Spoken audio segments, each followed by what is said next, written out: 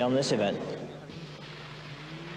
For the third round of the British Open Championship, action moves to Wales for the Castrol Welsh International, and Stig Blomqvist leads the field into Esgar Daffyd after the Friday lunchtime start. Jimmy McRae is debuting the new Opel Manta 500. The new car is both lighter and more powerful than his older Skoda, but it is to have its teething troubles.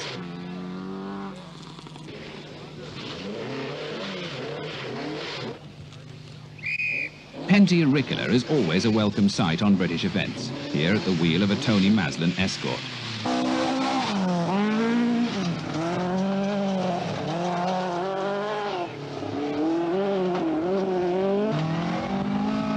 Per Eklund finds his Toyota GB Group A Corolla lacking power for the steep climb.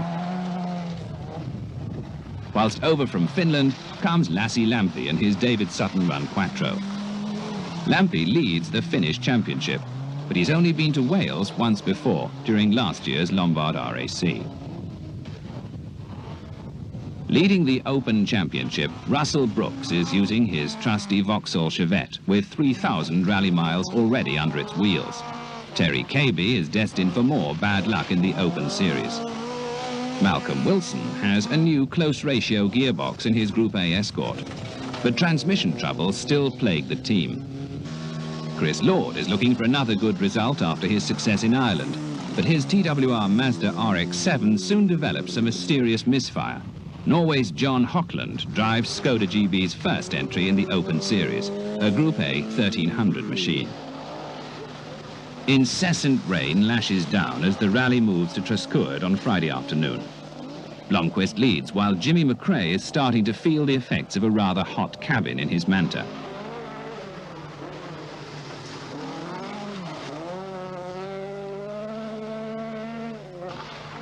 Russell Brooks is beginning to challenge and is third fastest. Whilst Lampi settles into the groove of Welsh driving.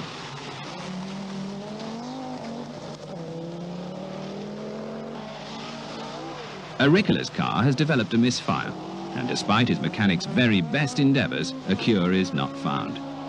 Phil Collins is the leading Welshman in his Ascona, but he is having trouble with a misting up windscreen.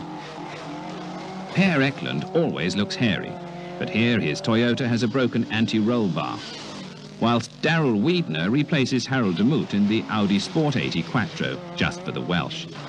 His lower-powered car should be revelling in the muddy conditions, but he's driving a canny rally. Clinton Smith, one of our leading club drivers, is destined to make his mark in Wales. With light fading, the rally moves on into Istwyth on Friday evening, and Blomqvist extends his lead.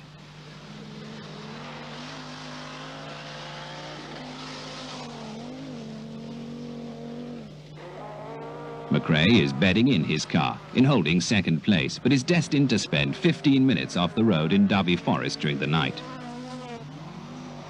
Brooks holds third spot, but will move into second place by the time crews reach a rest halt in Machynlleth. During the afternoon, brakes have been troubling Lampi, but he moves up into fourth place, ahead of a hard-charging Phil Collins. Penty Ricola is soon to retire when his engine misfire worsens, but he is certainly entertaining the rain-soaked spectators. Per Eklund charges on through the night to pull past Collins into fourth place, whilst Harry Uteler is soon to lose his throttle cable. Hofland is just keeping the factory Skoda's nose in front of the privateer's Astras, whilst Bertie Fisher is having an unlucky Welsh with too many punctures. Bob Foden's exciting triumph is destined to move up during the night, but he too is having tyre trouble, with Malcolm Wilson already on his second gearbox and about to have another one changed. Terry Cabey has poor steering after clipping a rock. Stig Blomqvist has had a problem-free rally, dominating the stage times, and he drives over the Epint tarmac stages with true fire in his blood to a well-deserved victory. For Brooks, a second-place finish has been a reward for a professional, well-paced drive. He couldn't have asked for better, up against the Quattro in such atrocious conditions. Third place for Lassie Lampi must be a good result on strange territory. His drive was consistent, a brave effort with poor brakes. Per Eklund gave a storming drive to finish fourth in his reliable little Toyota. Phil Collins took fourth place from Eklund on Epint, but lost it again on the final stage with engine problems. He finished fifth last year as well. For Jimmy McRae, it was a fantastic drive back up through the field to clinch sixth place in the new Manta 400. Whilst Malcolm Wilson was simply pleased to have finished the event at last. Eighth place went to Bob Fountain after a final attack over the tarmac stages. Whilst Alan Edwards followed him home in his rented Phil Collins Escort. For Clinton Smith, 10th place was a bit of a disappointment after climbing as high as 6th during Saturday night. Darrell Wiedner acquitted himself well on his first ever visit to Epint, bringing the 80 Quattro into 11th place. John Midgley had a turn of bad luck for the Welsh, a